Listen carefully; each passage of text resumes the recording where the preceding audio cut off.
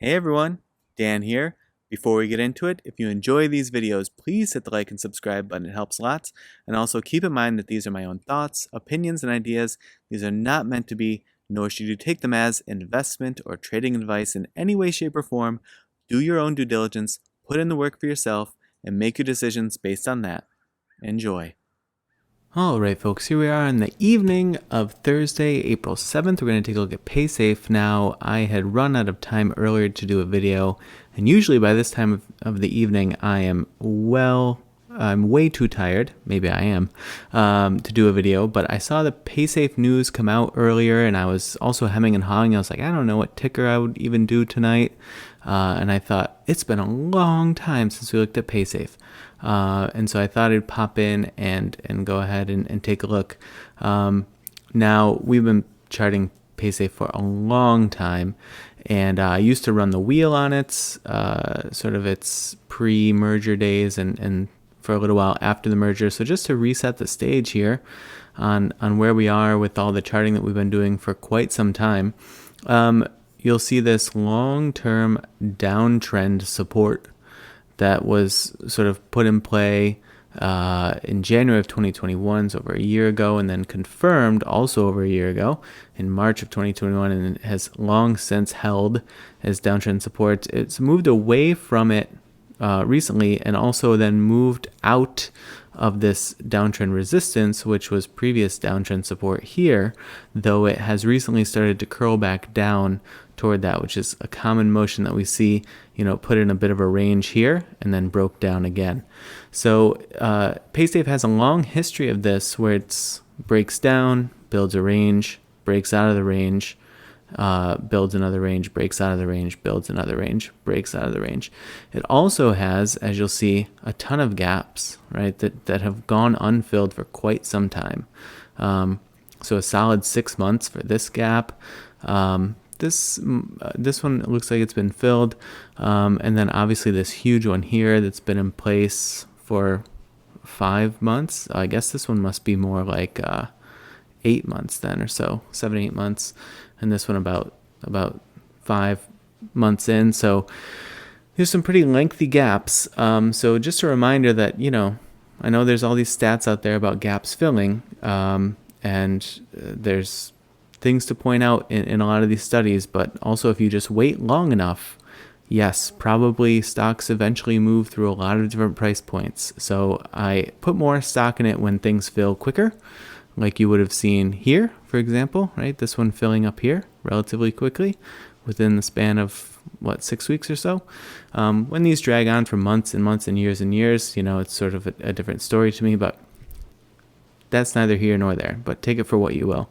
In any case, I've pointed this out in every single Paysafe video, so I'm going to get rid of those. And then when we broke down below $5 here, we had this downtrend that was abruptly halted, and we started batting around between this 337 support that we'd put in, this 427 resistance we had put in. Spent a long time building a couple of channels in there, but essentially just that netted out to just a lengthy period of consolidation, broke down again, and then, like I said, it recently had popped itself out of with a nice big green day here, over almost 11% up, but then it wasn't able to hold that 337 support. But that said, these price points that I put in, they stretch back a long time, but they still are holding up quite well, as we see here, right? This is where this tried to catch support. And it's put in now another level right around here, right, that we might as well toss on the chart for better or for worse. Probably everything feels for worse for Paysafe bulls at this point, but clearly there's a 376 resistance there. You see it here, you see it here, you see it here. It was previously support all through here, right? So, and it was tried to grab support here. So it's pretty clearly indicating that, yes, there's this 337 level, but then just above that now, it's not 427 anymore. It's 376 is the one to get up and out of after that. Now, since we are down below this range, what I would look at here, again, looking to catch supports and resistances, I'd put this level in here, which is pretty close to where it is at this point, 303. So we're probably going to open up, maybe a bit above that tomorrow. Who knows? But right around, it should be somewhere in the vicinity of that price. And then, it gets a little bit into no man's land here. But, I would throw something on right around here, 273. If it can't hold this $3 level, essentially, 273 might be what you want to look at. But, hopefully for the bulls, it can build something over $3 here, make a run back at trying to reclaim that 337. Who knows if it's tomorrow or next week or what have you. But, and I don't know exactly how much sort of fervor and sort of consistent buying pressure or trend reversal potential this change of CEO will bring. It might be a sort of a longer term, right? Like the news hits right now and it excites some people and reinvigorates some folks to go ahead and make some buys, but you may then need to see some of the execution and what comes of this new CEO being in place to actually see any sort of follow-on trend reversal or buying pressure thereafter. I guess, I don't know, I haven't looked into it. Like I said, I've been busy all night and I just happened to say, I'm not exhausted yet, so let's go in and do this video. The other possibility is if it is one of these more charismatic, sort of very out in front CEOs, then maybe they will, drive some buying pressure, some sort of catalysts. I'll put that in air quotes, be they real or perceived, just from being out there and sort of like nudging things along from the spotlight. But that's where I look for things at the moment, sort of, price point wise. 273 to the downside, 303, you could probably just consider that to be the psychological $3 level. If it can hold that and make a run, 337 would be that first resistance point to overcome tomorrow. If it does continue its way upward, and then see if it can make any attempt at 376.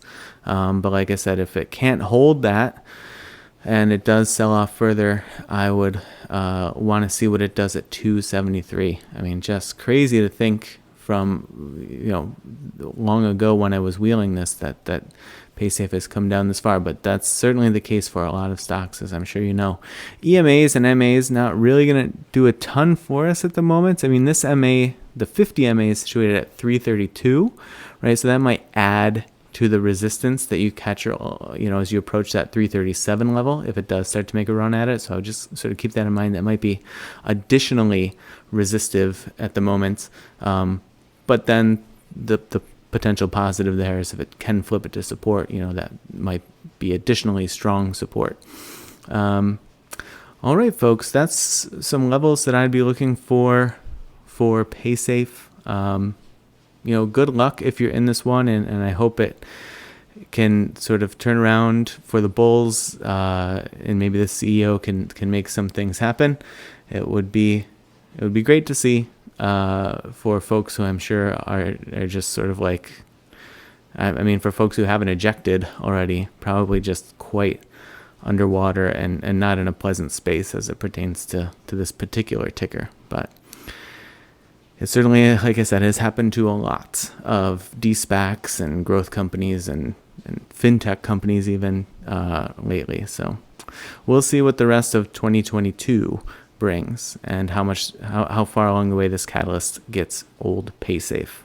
All right, folks, I hope that your trading week finishes off strong tomorrow, and as always, I appreciate you watching, and I will see you in the next video.